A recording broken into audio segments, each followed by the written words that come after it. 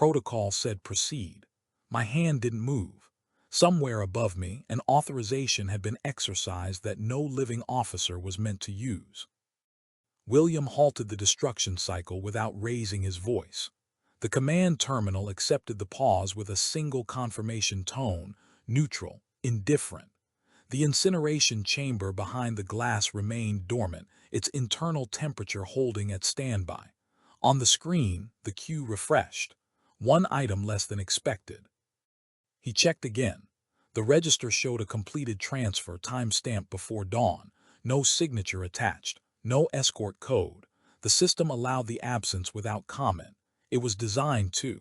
Legacy permissions existed for continuity, for contingencies no one discussed aloud. William had reviewed them during training, the pages marked obsolete but never removed. The difference now was practical, not theoretical. Something had been taken using an authority that did not belong to anyone currently breathing. He opened the deviation log. His credentials populated the header automatically. He typed a single line, destruction cycle suspended pending verification, and saved it. The act created a trail. It always did. Even silence here was recorded as intent. He knew the consequences were not immediate. They never were. Pressure accumulated quietly in institutions like this, applied laterally, invisibly. A junior officer passed the glass, glanced in, then looked away. William felt the moment register. No questions, no acknowledgement. The system light remained green. Protocol allowed him to proceed. Protocol also allowed him to stop briefly without escalation. That window was narrow by design. He accessed the audit pane. The authorization token resolved to a dormant clearance class, last activated decades earlier. The system did not flag it. It never would. Flags required rules, and rules required admissions that something like this could still happen. William closed the pane without saving the view. He did not want the system to assume curiosity beyond necessity. The clock on the wall advanced. 6 minutes past scheduled destruction. He imagined the absence noticed elsewhere, not as an alarm but as an expectation unmet. Somewhere, a process would stall, then reroute. Someone would see a delay without a name attached to it. William stood still, hands resting lightly on the console edge. He considered restoring the cycle. He considered escalating. Both actions were visible. Doing nothing was not. The institution preferred momentum. It tolerated hesitation only when framed as error. He keyed a second entry, time-stamped and minimal, confirming the pause. His identifier locked it in. The screen returned to idle. Behind the glass, the chamber waited, patient, compliant. William did not restart the process. He stepped back from the console, aware that the decision was already moving beyond him, carried forward by systems that would now have to explain why something expected to disappear had not. The terminal chimed again, an incoming directive request, low priority but immediate. William did not answer it. He logged out of the station and sealed the vault, the mechanism engaging with a muted thud. The corridor outside was unchanged. Polished stone, regulated lighting, no visible surveillance units. All observation here was assumed. He walked to the internal security office without haste. Each step was a calculation. Too fast suggested urgency. Too slow suggested defiance. He entered his workspace and closed the door, then activated the privacy screen. Not a barrier, merely a notification to the system that sensitive material might be discussed. It was a courtesy the institution extended to itself. The directive request repeated, this time with an origin tag from operations oversight. Still, no written order. He accepted the call. The voice on the other end was measured, familiar, and careful not to issue commands that required recording. "There's a delay in records," the voice said, not a question. "Yes," William replied, "a discrepancy." A pause followed. William could hear movement, paper perhaps, or the deliberate sound of nothing at all. "The discrepancy has been resolved," the voice said finally. "Proceed with normalization." Normalization was not a protocol term. It existed in speech, not in manuals. William acknowledged receipt without agreeing to action. The call ended. Within minutes, his access privileges refreshed, not revoked, adjusted. Certain audit layers no longer resolved fully. The change was subtle, almost courteous. He tested the limits once, then stopped. Repeated probing would be logged as intent. He drafted a formal incident note, stripped of interpretation, and submitted it to the internal queue. The system accept. Edit and filed it low, where items waited for attention that might never come. The act protected him procedurally while isolating him operationally. That was the balance. Outside his door, foot traffic shifted. Conversations lowered when he passed. No one confronted him. The institution did not need confrontation. It redistributed burden until compliance resumed. William reviewed the destruction schedule. The missing item remained absent. The system had recalculated without comment. Somewhere, the document existed outside its expected endpoint, preserved by a clearance that should not have been reachable. That fact now lived in two places, wherever the document was, and within the narrow administrative trace William had created. He closed his terminal and stood. The pause he had initiated could not be maintained indefinitely. Pressure would return, formal this time, or not at all. Either outcome carried weight. He understood that the next instruction would not ask.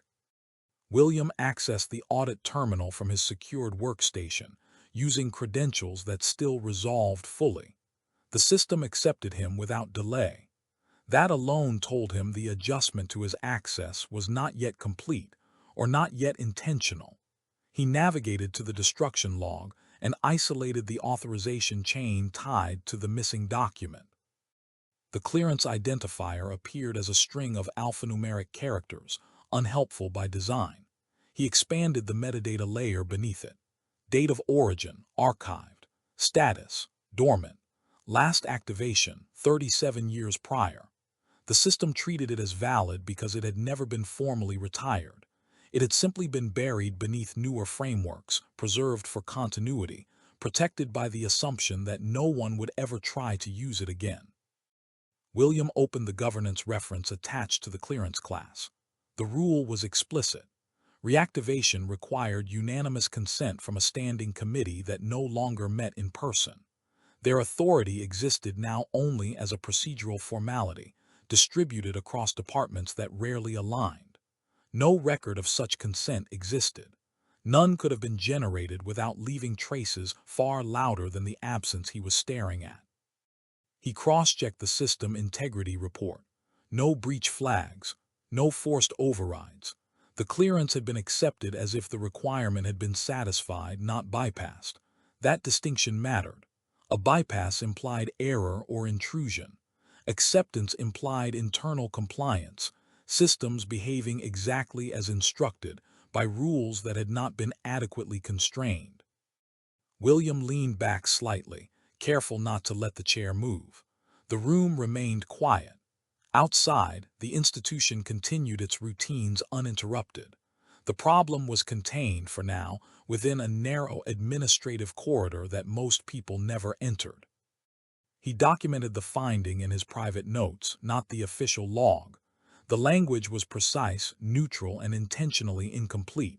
Legacy clearance utilized without recorded consensus. He did not speculate. Speculation invited correction. Facts, left alone, forced response.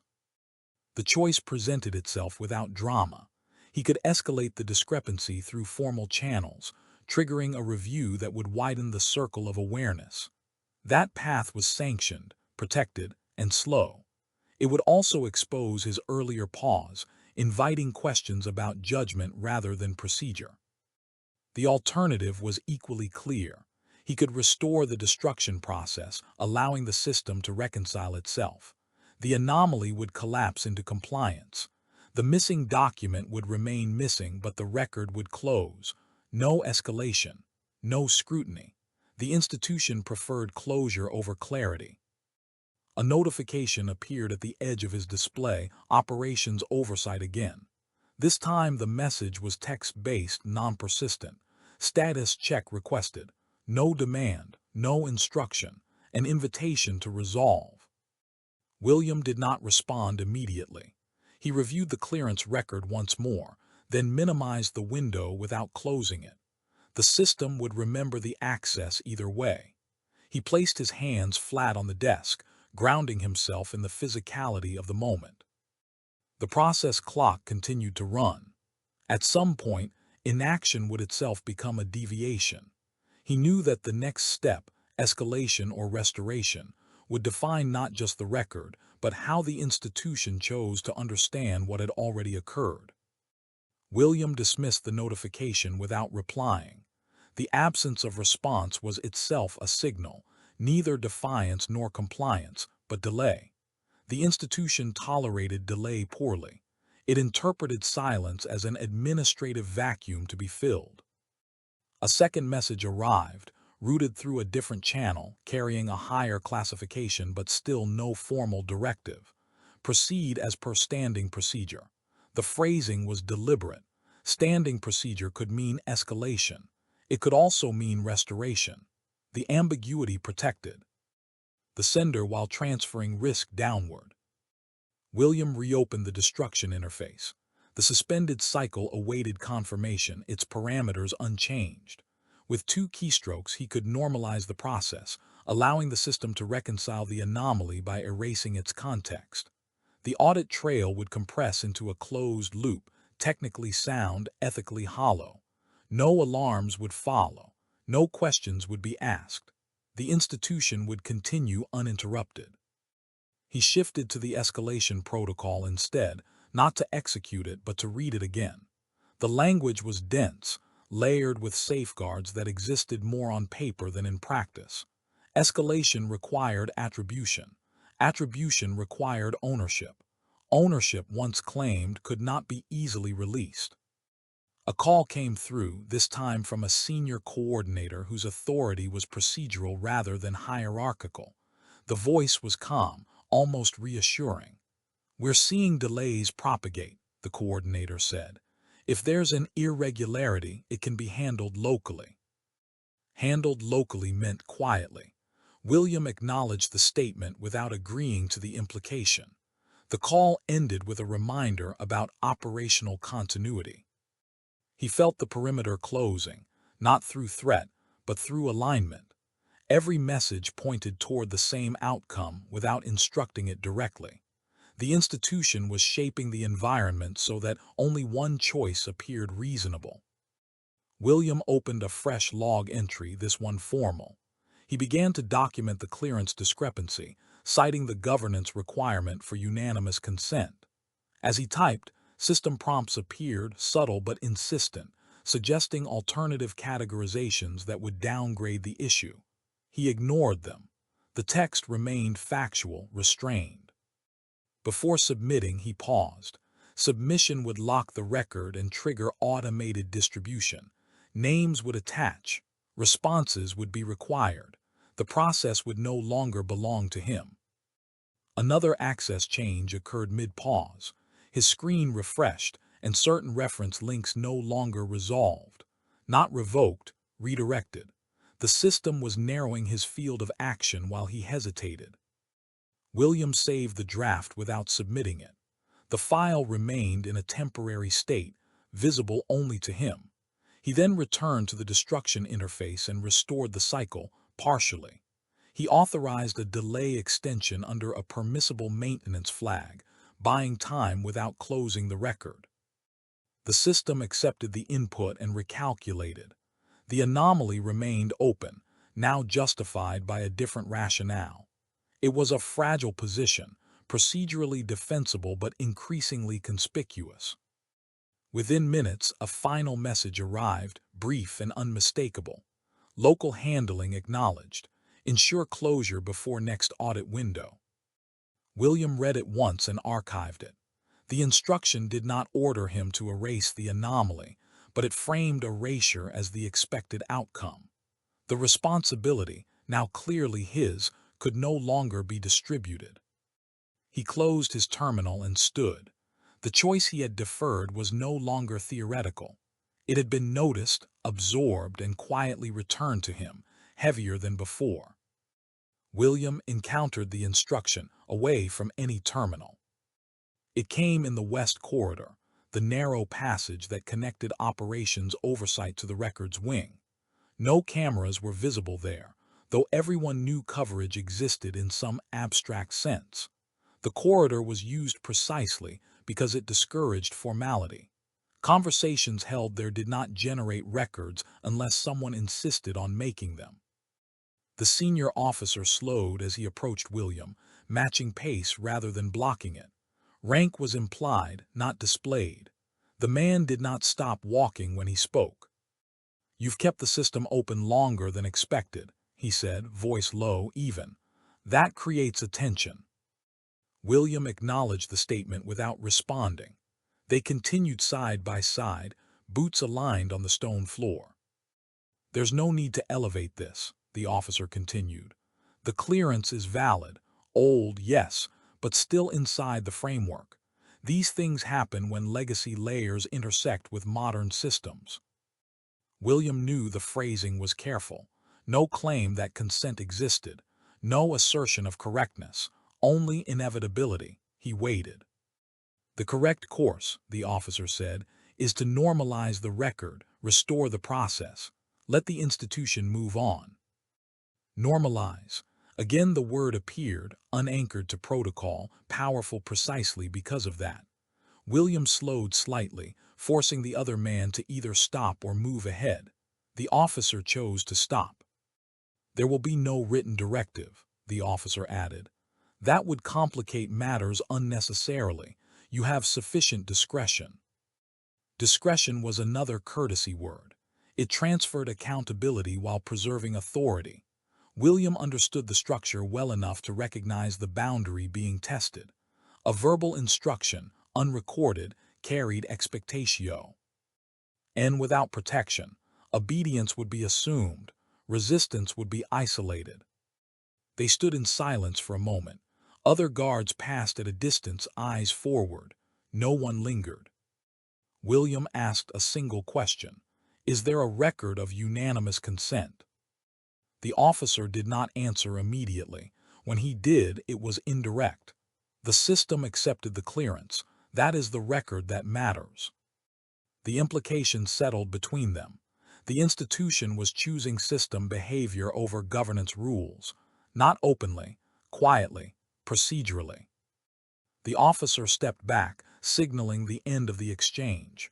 "Close the loop," he said, already turning away, "before this becomes something it doesn't need to be." William remained in the corridor after the officer left.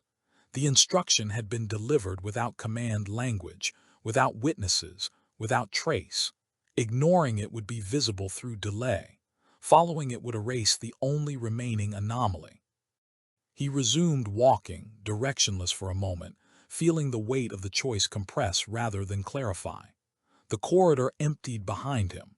Ahead, the record's wing waited, systems ready to accept whatever justification he provided next. William did not return to his office immediately. He diverted through the secondary access route, the longer path that forced him past 2 checkpoints and a manual verification desk. The movement itself was a statement, slow, procedural, difficult to question without appearing impatient. No one stopped him. At the verification desk, he presented his credentials and waited as the officer on duty completed the routine scan. The process took longer than necessary. William allowed it. Delay here was still defensible. The institution tolerated inefficiency more readily than dissent. Once cleared, he continued to the records wing. The destruction terminal greeted him with the same neutral interface, unchanged since he had last left it. The system showed the maintenance flag he had applied earlier, now approaching its permissible limit. Soon, the delay would expire and require justification or resolution. He reviewed the audit trail again. The legacy clearance remained intact, its acceptance unchallenged by the system's logic. The absence of unanimous consent was still visible only if one knew where to look, and cared to look at all. Most processes did not. William opened a blank compliance note, the type typically used to document routine corrections. The template guided the hand, offering pre-approved language that framed deviations as technical alignments rather than decisions. He began to type, then stopped. The words on the screen would become the record. Whatever he chose to say, or not say, would define how the event was understood. He minimized the note and accessed the internal messaging queue. A new entry waited there, rooted from operations oversight, marked informational. It contained no instruction, only a timestamp and a reference number tied to the corridor exchange. The system had noticed the conversation without recording its content. A shadow acknowledgement. William understood the implication. The verbal instruction had been logged as context, not command. The expectation of compliance was now embedded in the administrative environment. Failure to normalize would no longer appear as hesitation, but as refusal. He restored the compliance note and altered its classification, elevating it just enough to resist automatic closure. The system warned him that additional review would be required. He accepted the warning. Each acceptance narrowed his options while strengthening his position. The destruction interface chimed softly, indicating that the maintenance delay had reached its threshold. The system was ready. All it needed was confirmation. William placed his hand on the console, not to act but to steady it. He did not authorize destruction. He did not escalate fully. Instead, he attached the compliance note to the delay record, linking the anomaly to an unresolved governance question. It was an untidy solution, procedurally awkward and difficult to erase without explanation. The system processed the input, then recalculated. The destruction cycle remained suspended, now justified by an active review flag. The anomaly had not been erased, but it had been made visible in a way that required intervention from someone higher, someone willing to attach their name. Within moments, his access privileges updated again. This time, the change was unmistakable. Certain systems no longer resolved at all. Others returned read-only access. The institution had responded, not with punishment but with containment. William logged out and stepped away from the terminal. The corridor instruction had been followed in form but not in substance. The loop remained open. The cost of that choice was already being applied, quietly, efficiently. As he left the record's wing, he understood that the next conversation would not be informal, and that the instant Yushin would expect closure, one way or another. William's reduced access changed the texture of his movements immediately. Doors that once opened without pause now required secondary confirmation. Interfaces that had been dense with options resolved into narrower fields, their omissions as instructive as their contents. The institution was not blocking him outright. It was slowing him down, forcing intention into every action. He requested access to the secondary archive under a routine verification pretext. The request traveled upward, stalled, then returned approved with conditions. Time limited, read-only, supervised by system, not personnel. It was enough. The archive terminal was older, its interface less accommodating. William navigated by memory, pulling up the redundancy index tied to the missing documents classification. Destruction protocols required secondary preservation under specific circumstances. Most officers never encountered them. They were invoked only when process continuity outweighed immediacy. A match appeared, not the document itself, but a reference node indicating a mirrored copy held outside the standard records flow. Its designation was administrative, deliberately unremarkable. William accessed the node and waited as the system verified his remaining privileges. The delay felt intentional. When the document opened, it did so without warning or emphasis. No seals, no ceremonial language, just structured text, precise and impersonal. It outlined a contingency process, activated during defined administrative emergencies. that allowed the suspension of certain legal safeguards under internal authority. The language was narrow, careful, and dangerously adaptable. William read without expression. The threat was not in what the document commanded, but in how easily it could be justified. The criteria were procedural, not moral. Compliance depended on interpretation, and interpretation depended on who controlled the process. He checked the revision history. Recent access appeared there, masked behind the same legacy clearance. Someone had not only preserved the document but consulted it. That fact shifted the weight of the anomaly. This was not an archival error. It was preparation. A system notification appeared, informing him that his session time was halfway exhausted. He continued reading, focusing on the authorization pathways. The process allowed internal activation with post hoc justification, provided the initiating authority was deemed continuous with past mandates. It was governance by inheritance, not consent. William closed the document and sat still. The institution had not merely allowed misuse, it had designed for it, trusting restraint where enforcement should have existed. The decision he faced now was no longer about a missing record. It was about whether this process would remain theoretical or become operational again. Outside the archive room, footsteps passed. Voices murmured, then moved on. No one interrupted him. No one needed to. The system would end the session on its own. As the countdown reached its final minutes, William understood that acknowledging the document's existence, let alone its content, would force escalation beyond procedural discomfort. Ignoring it would allow a process meant to be dormant to re-enter circulation without challenge. The session timer blinked, waiting for his next input. William saved nothing. The system would record that he had accessed the archive, but not what he had read, not what he had understood. That omission was intentional. Knowledge here was not yet an asset he could protect. The session timer expired, and the archive interface closed without ceremony. His access window sealed itself, privileges retracting as if they had never existed. He stood and exited the room, returning to corridors that now felt subtly narrower. The institution was aware that he had seen something. It did not yet know how he would respond. By the time he reached his office, a meeting notice waited in his queue. No agenda, mandatory attendance. Scheduled sooner than was procedurally polite.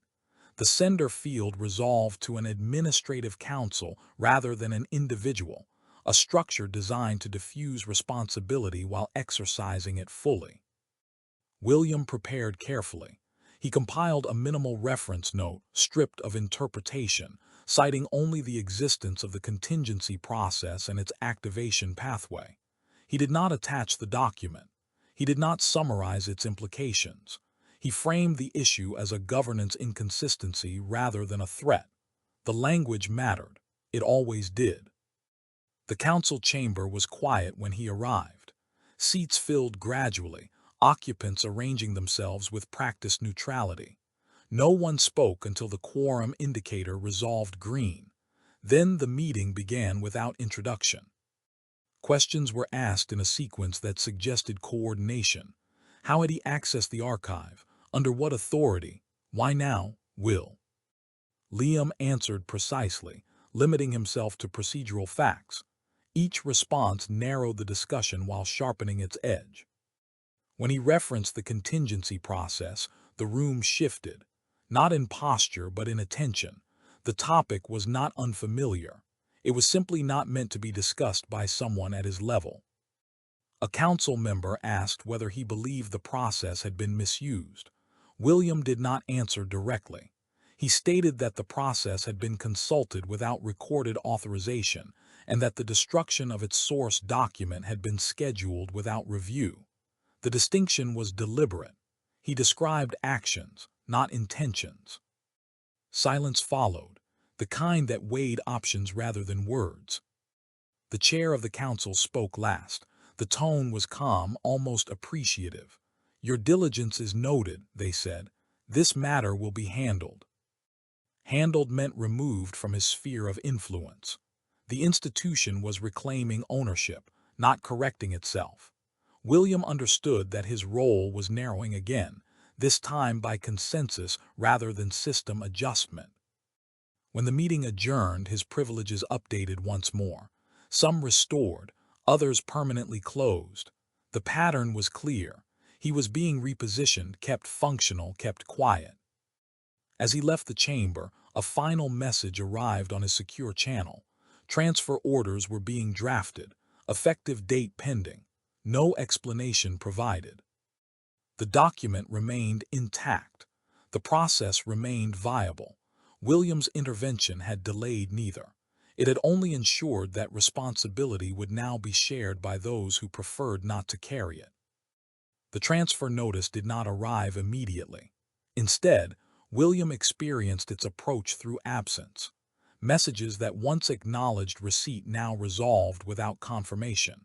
Informal consultations ceased entirely. His name still appeared on duty rosters, but his role within them thinned, reduced to presence rather than influence. He reported as scheduled. The guard post assigned to him was peripheral, visible, controlled, and informationally sterile. No terminals of consequence. No access to live administrative feeds. The institution was not punishing him. It was redistributing relevance. William observed the change without reaction. Silence here was a management tool. It deprived him of friction while testing endurance. If he protested, it would be noted as instability. If he adapted, it would be taken as consent. He reviewed policy manuals during quiet intervals, not because they offered answers, but because they revealed omissions. The contingency process was referenced only obliquely, buried under crosslinks that redirected before explanation. Its absence from explicit governance language was itself a design choice, one that relied on cultural memory rather than oversight. A colleague approached during shift transition, stopping just short of conversation. Their eyes met briefly, then moved on. No warning was given. None was needed. Association carried risk now, and risk was being carefully managed. William checked his access status again. No further changes. That stability was deliberate. The institution wanted him contained but operational, visible but muted.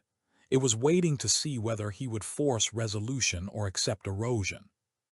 Midway through the shift, a sealed envelope arrived via internal courier. Physical delivery was rare, reserved for matters that benefited from gravity without traceability. The envelope bore no return mark, only his designation. Inside was a single-page memorandum. Not an order, not a notice. A reminder of institutional expectations regarding discretion, continuity, and reputational stewardship. The language was aspirational, almost collegial. It assumed alignment rather than demanding it. William folded the paper once and returned it to the envelope. The message was clear. The institution preferred this matter to dissolve quietly. The pressure was not to act, but to stop acting. He considered his remaining options. Escalation channels still existed, though narrowed. External oversight was permissible under specific conditions, but invoking it would finalize his repositioning. The cost would be permanent, regardless of outcome. The silence around him thickened, becoming participatory. Each unspoken expectation carried weight. The institution was offering him an exit from responsibility, framed as professionalism.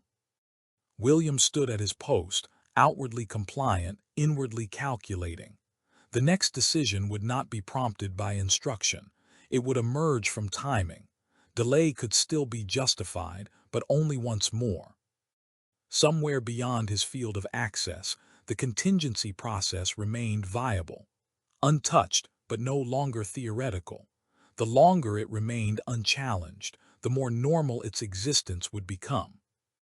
William adjusted his stance and waited, aware that the silence was not neutral, and that it would not last. The silence broke without sound. William noticed. It first in the scheduling system. A routine review slot appeared on his calendar, labeled generically and placed just outside the normal audit cycle. Attendance required. No participants listed. The timing was precise, late enough to appear procedural, early enough to prevent preparation. He did not acknowledge the notice. Acknowledgement implied acceptance of framing. Instead, he prepared. During the remaining hours of his shift, he compiled a final internal record. Not a complaint, not an accusation, a procedural chronology stripped to dates, access changes, classification shifts, and the physical delivery of the memorandum. He avoided conclusions. He avoided language that suggested intent. The document described a pattern without naming it. He stored the file in a dormant queue designated for deferred disclosures. The channel was legitimate, rarely used, and culturally discouraged. Submissions there were not escalations, they were seeds. They waited until conditions made them unavoidable. When William logged out, the system prompted him to confirm data hygiene compliance. He confirmed. The interface lingered half a second longer than usual before closing. He registered the delay without reacting. The review took place in a smaller chamber than expected. No insignia, no recording indicators. 3 officers present, none of whom outranked him formally, all of whom carried delegated authority. The absence of hierarchy was intentional. Responsibility here was collective and therefore diffuse. The questions were careful. Did he feel adequately supported? Did he believe his actions aligned with institutional priorities? Was he experiencing uncertainty that might impair judgment? William answered in measured terms. He described processes, not feelings. When asked directly whether he intended to escalate the matter further, he replied that he intended to act within protocol. Nothing more. That answer ended the review. Afterward, his calendar cleared. The pending transfer notice disappeared. His access stabilized, not restored, not reduced. The institution had decided on containment rather than removal, for now. As he returned to duty, William understood the outcome. Silence had been formalized. He had been given space, not freedom. The expectation was clear. Time would dull urgency, and the process would recede into background legitimacy. What the institution did not know, could not easily detect, was that the deferred disclosure now existed independently of his role. It required no further action from him to persist. It would surface if certain thresholds were crossed, triggered not by intent but by accumulation. William resumed his post, posture neutral, expression unreadable. To observers he had complied. The pressure had worked. But the silence was no longer one-sided. The notice for the formal review arrived without preamble. It replaced a routine briefing on William's schedule, occupying the same time slot, the same room. The substitution was deliberate. No additional disruption. No signal to others that anything unusual was taking place. The chamber was larger than the one used previously, arranged to suggest transparency without offering it. A recording indicator was visible this time, active but limited in scope. The institution had decided this review would exist, carefully. William took his seat when instructed. The panel assembled in stages, members entering separately, avoiding the appearance of coordination. Each carried documentation already opened, already annotated. The process had begun before he arrived. The chair initiated proceedings by confirming procedural compliance. No mention of the missing document, no reference to the legacy clearance. Instead, the review opened with William's conduct, his pauses, his deferrals, his interpretations of discretion. The framing was precise. The question was not whether the process had been abused, but whether his response had been proportionate. William listened without interruption. When asked to speak, he did not defend decisions. He described sequences, time stamps, system behaviors, access changes. He introduced the audit gap at the moment it became unavoidable, not as an accusation but as an observable inconsistency. The panel reacted subtly, attention sharpening without visible alarm. A member asked why he had not resolved the discrepancy locally. William answered that local resolution would have required assumptions not supported by governance rules. He cited the unanimity requirement for reactivating the clearance. The rule existed. Its absence from practice did not negate it. Silence followed, not discomfort calculation. The chair requested clarification on the deferred disclosure channel. William acknowledged its existence and confirmed a submission had been made. He did not elaborate. The system confirmed the fact independently. That confirmation altered the room's balance. The review was no longer contained. Questions shifted, less about his Judd. G meant more about timing, who else knew, whether external thresholds had been crossed. William answered narrowly, declining to speculate. Each refusal was polite, procedurally justified. The review paused. The panel withdrew without adjournment, leaving William seated alone in the chamber. The recording indicator remained active. He waited, aware that the next phase would not involve him directly, and that whatever decision emerged would redefine his position within the institution. The panel returned without announcement. Their seats were taken in a different order, a subtle signal that internal alignment had shifted. No explanation was offered for the pause. The recording indicator remained active, unchanged. The chair spoke first. The tone was procedural, almost neutral. The review will proceed with a narrowed scope. William registered the phrasing. Narrowed did not mean clarified. It meant contained. The panel acknowledged the existence of the deferred disclosure and confirmed that its triggers had not yet been met. This was presented as reassurance, though it carried an implicit warning. Thresholds existed. They were being watched. Attention returned to William, not as an actor but as a variable. A member asked whether he believed the institution had acted outside its mandate. William replied that mandates were defined by process, and that process required traceable consent. He did not say misuse. He did not say violation. The language remained technical. The chair noted his answer and moved on. No challenge, no endorsement. The review was not seeking truth, it was establishing posture. A decision was announced without being labeled as such. Oversight responsibility for the contingency process would be reassigned. The document would remain preserved under restricted classification. Further access would be limited to a designated group. William would have no further involvement. The institution was closing the loop around him, while leaving the process intact. William was asked whether he had anything to add. The question was formal, obligatory. He declined. Anything further would be interpreted as resistance or confession. Neither served the record. The review concluded. The recording indicator extinguished. The panel departed, again without ceremony. Outside the chamber, an administrative officer waited with a tablet. William's reassignment was confirmed verbally, effective immediately. No destination specified yet. The tone suggested accommodation, not reprisal. He acknowledged receipt.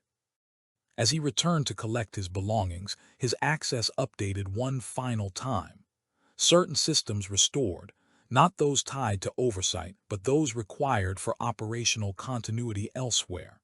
The message was clear. He remained useful, provided he stayed within newly drawn boundaries. The deferred disclosure remained untouched. It would not be withdrawn. It would not be acted upon. It would persist, dormant but live, beyond his reach and beyond theirs. William exited the building through a side corridor he had not used in years. The institution continued behind him, seamless, unbroken. The process he had exposed had not been undone, only stabilized. He understood then that the review had not been about correction. It had been about absorption. The institution had taken the irregularity into itself, neutralizing its disruptive force without resolving its ethical weight. The consequence was quiet and complete. William's role in the matter was over. The implications of it were not.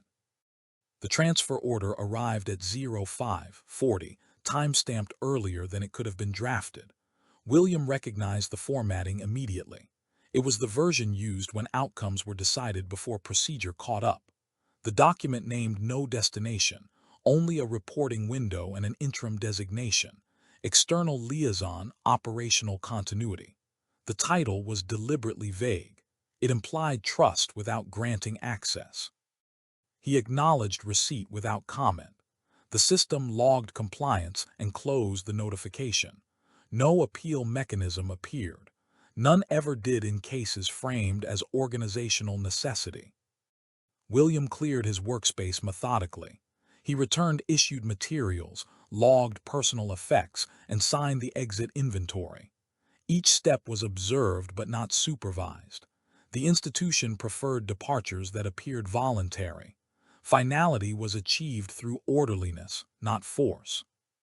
As he moved through the internal corridors for the last time, he noticed small procedural shifts, temporary barriers, rerouted foot traffic, updated access markers. None were directly related to him. All suggested preparation. The institution was insulating itself, not reacting. At the security desk, an officer he did not recognize reviewed his credentials longer than required. The delay was subtle, almost courteous. When clearance was granted, it was accompanied by a brief advisory. His reporting details would be finalized externally. The phrasing placed distance between the palace and whatever came next. William stepped outside into regulated daylight. The exterior always felt neutral, designed to imply openness without vulnerability. He paused long enough to confirm that his internal access had been severed cleanly. It had. No residual permissions, no lingering ties. He accessed his secure device and reviewed the status of the deferred disclosure. Still dormant, still valid. Its conditions had not changed, but the environment around it had. His reassignment removed him from proximity, not from relevance. The record existed independently now, waiting for accumulation rather than action. A message arrived from an external oversight channel, automated and impersonal. Receipt confirmed. No follow-up indicated. The system did not require his presence to function. That was its strength and its danger. William closed the device and waited at the perimeter checkpoint. Transport would arrive shortly. The order had not specified urgency, but timing mattered. Absence could be interpreted as refusal, presence as acquiescence. As the gate mechanism engaged, William understood that the transfer was not an end. It was a repositioning designed to narrow his visibility while preserving institutional continuity. The process he had intersected with remained intact, stabilized rather than dismantled. The vehicle approached, unmarked. William adjusted his stance and prepared to board, aware that the final consequences of his earlier decisions had not yet surfaced, and that they no longer required him to be nearby to unfold. The vehicle's interior was unadorned, configured for transit rather than conversation. William took the seat indicated without instruction. The door closed automatically, sealing the compartment with a soft mechanical lock. No escort remained inside. The institution had already decided that supervision was unnecessary. As the vehicle moved, his secure device reconnected to a limited network, external but authenticated. New parameters loaded quietly, communication boundaries, reporting protocols, escalation constraints. The role was taking shape around him without consultation. External liaison meant distance without authority, observation without intervention. He reviewed the final version of his reassignment file. It framed the transfer as operational optimization, citing his procedural precision and adaptability. The language was careful, almost complimentary. There was no mention of the review, the document, or the clearance anomaly. The record had been laundered, reduced to utility. A secondary notification appeared, this one unprompted by schedule. It confirmed that his deferred disclosure had been reclassified from dormant to monitored. No action required. No response permitted. The system was acknowledging its own awareness. The file was now part of a wider calculus. William closed the notification and sat back. The institution was not finished with the matter. It had simply removed it from direct confrontation. The process he had resisted was no longer contested. It was managed. The vehicle slowed as it approached the external administrative complex. Unlike the palace, this place was functional, stripped of symbolism. Authority here was procedural, not ceremonial. William recognized the design philosophy immediately. This was where matters were held, not resolved. Before disembarking, he received one final internal message, routed through a legacy channel rarely used for personnel movement. It contained no instruction, only a confirmation. Your actions remain on record. No qualifier. No reassurance. A reminder, perhaps, that history within institutions was cumulative, not linear. William exited the vehicle and passed through intake without ceremony. His new credentials were issued, limited and specific. The transition was complete. He had been absorbed into a different layer of the system, one that operated on delayed consequence rather than immediate control. As he took his first post in the new assignment, he understood the deeper implication of the transfer. By removing him from proximity, the institution had also removed a break. The contingency process would now evolve without resistance from within its original boundary. What remained was the deferred disclosure, no longer tied to his presence or intent. If the process was ever activated, if thresholds were crossed, the record would surface on its own terms. William stood at his assigned station, posture neutral, eyes forward. He was no longer part of the palace's internal rhythm, but the institution had not let him go. It had simply moved him to where consequences arrived later. The alert did not come from within the palace. It arrived through the external network at 0210, flagged as a system condition rather than a message. William read it twice before acknowledging it. The deferred disclosure had transitioned from monitored to activated. No justification provided, no authority attached.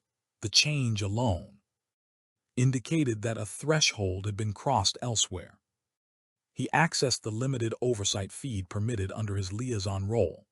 The interface resolved slowly, then populated with activity indicators from multiple departments. None named the contingency process directly. Instead, they showed preparatory alignments, legal consultation requests, archival access spikes, procedural waivers queued for validation. The institution was moving laterally, not forward, assembling capacity without declaration. William requested clarification through formal channels. The response returned automated and unhelpful, confirming only that the matter was now under review by an expanded committee. Expanded meant diluted. Responsibility was being distributed preemptively. He monitored the sequence as it unfolded. The preserved document had been reclassified again, its visibility narrowed further even as its relevance increased. It was being treated as sensitive infrastructure rather than historical artifact. The shift confirmed his earlier assessment. The process was no longer theoretical. An internal notice circulated shortly after, carefully worded and universally addressed. It announced a temporary suspension of certain administrative safeguards pending review. No cause cited, no duration specified. The language was calm, almost reassuring. The institution was presenting readiness as prudence. William stood at his station, posture unchanged, as information moved around him without engaging him. His role was observational now by design. Intervention would not be requested. It would be interpreted as interference. He reviewed the activation log tied to the deferred disclosure. His original entries were intact, preserved verbatim. They now sat among newer records, authored by individuals whose authority exceeded his own. The pattern he had described had matured into context. A second alert appeared, this one marked informational. It confirmed that the document scheduled for destruction weeks earlier had been formally retained. The destruction order was rescinded retroactively, reframed as provisional pending review. The institution was correcting the record without acknowledging the near erasure. William absorbed the update without reaction. Retention was not resolution. The process the document enabled remained viable, now supported by preparatory motion rather than obscured by neglect. The system clock advanced. Somewhere within the institution, a decision was approaching, one that would rely on the very framework he had tried to force into scrutiny. The alert window remained open, waiting. William did not acknowledge the alert. Acknowledgement was unnecessary now. The system no longer required his participation to proceed. Across the oversight feed, status indicators shifted from preparatory to active. Waivers that had lingered in review queues were marked approved without comment. Legal advisories closed as addressed. The expanded committee began issuing consolidated directives, procedurally valid, collectively authored, and therefore difficult to challenge. The institution was not declaring an emergency. It was manufacturing normalcy around exceptional authority. A secondary notice followed, restricted in distribution. It confirmed the contingency framework had been formally recognized as an available administrative instrument, pending internal alignment. The language was cautious but decisive. What had once been dormant was now legitimate again, not through admission of misuse, but through reclassification. William tracked the sequence with professional detachment. He noted how responsibility dissolved as it spread, how each approval cited the previous one, how no single action could be isolated as the point of failure. The system had done what it was designed to do, absorb friction and convert it into continuity. The deferred disclosure updated again. Its status changed from activated to satisfied. The threshold had not merely been crossed, it had been incorporated. The record would persist, but only as historical context, not as an obstacle. A final notification arrived, addressed broadly but visible to him. It announced that a review of legacy governance processes had concluded successfully, affirming institutional readiness under extraordinary administrative conditions. The wording was deliberately retrospective. Readiness was framed as foresight. William closed the feed. The document that had nearly been destroyed now sat preserved under the highest internal classification, its existence justified by the very process it enabled. No apology accompanied the correction. None was required. The institution did not acknowledge near errors, it redefined them as steps.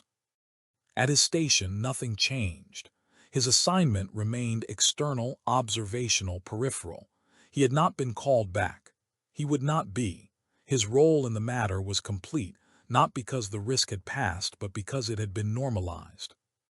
William considered the sequence in its entirety: the pause, the anomaly, the instruction, the silence, the review, the transfer. Each step had functioned exactly as intended. The institution had protected itself without ever admitting vulnerability.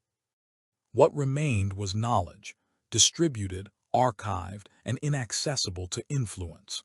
The process he had tried to halt would now proceed under legitimate authority, insulated from the kind of scrutiny that required urgency to exist. William adjusted his stance, eyes forward, posture unchanged. The document had survived. The safeguard had not.